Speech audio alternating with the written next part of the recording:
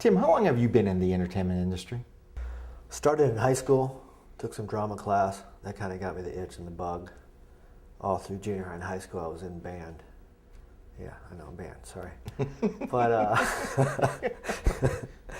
I took martial arts after school, though, so that kind of evened it out, brother, you know what I mean? Yeah, okay. But so ever since then, yeah, I got the bug, and that's what kind of made me move out to California when I was 18 to try to get in the music business.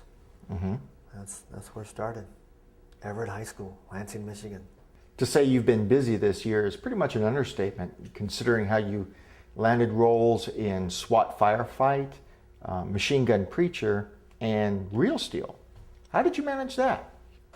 SWAT Firefight was just another one of those auditions. Got the call back, went in. I didn't know what the audition was for. I didn't know who was in it or anything about it. I don't like to know that either, because if you do, it kind of gets you a little tense, gets you the butterflies. You're not really relaxed as you should be. So I did the audition and I went in, did the callback for the director, Benny Boom. I didn't know he was the director at that time. It's just this huge guy I was auditioning for my callback. And it was a one-liner, day player role, which most of us are getting for these Michigan roles, a little bit role. And he basically said, hey, you know what?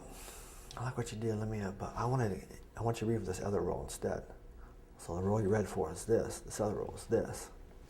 I was like, so you don't want me to do the small role, you want to do a bigger role?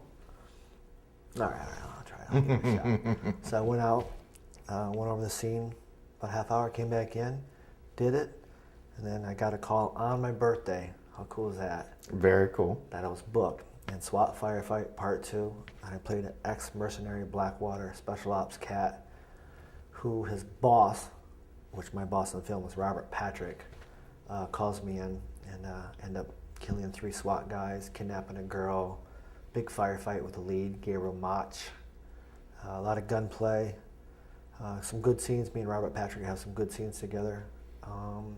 Good lines, good scenes, good action. It's going to be an amazing film, can't wait. And off of that spun into Machine Gun Preacher. The stunt director, one of the stunt directors on SWAT Firefight hooked me up with the main stunt director on Machine Gun Preacher. Then I read for them, got a call back, read for Mark Forrester, the director, and then from there I got booked for a Machine Gun Preacher, where I'm going to be a biker, racist biker in a bar talking crap to Gerard Butler, and then he beats the crap out of me. He just punishes me. And that's it. And then Real Steel, I went to that open casting call that Billy Whitehouse on Facebook put up, which is awesome. Love Billy Whitehouse, thank you, sir. I missed it by 15 minutes.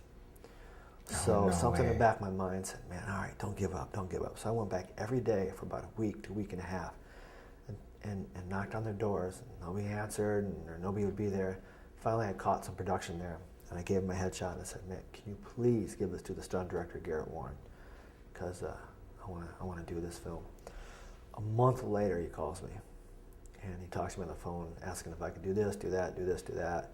So I kind of convinced him over the phone that, yeah, I can fall off a car 8 feet onto my back, and I can get beat up by your actor, Hugh Jackman. And the reason why I can do this is because I used to be a fireman. I fell through buildings. I've been in some serious situations. Burning buildings. Burning buildings, yeah. And I wasn't getting paid what you're paying me to fall on my back. So give me a chance, sir. I promise I won't let you down. And if I break something, I'll just continue doing it until we get the shot, and then I'll go home. So that was it. That's it to date. Tell us about your production company, Burning Holmes Films. Yes, sir. I started this in 2009 for an avenue for me as an actor when I started to get back into it. I started getting back into acting in 2009. I took a long break from 2000 2009. And I just want to shoot the stuff that I write. I've written 3 screenplays. I've taken the best of the 3. I'm going to put this one in development.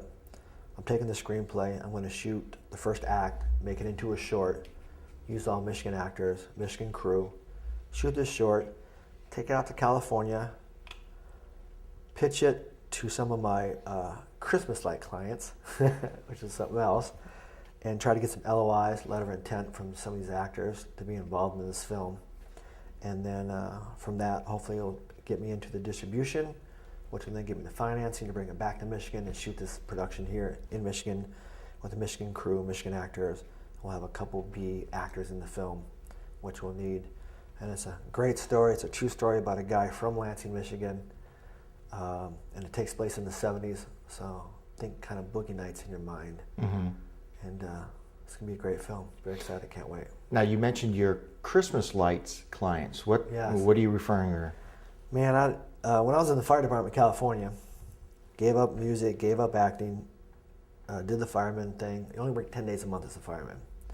So I'm not a lazy guy. I always got to keep busy, keep working. So I thought of a business.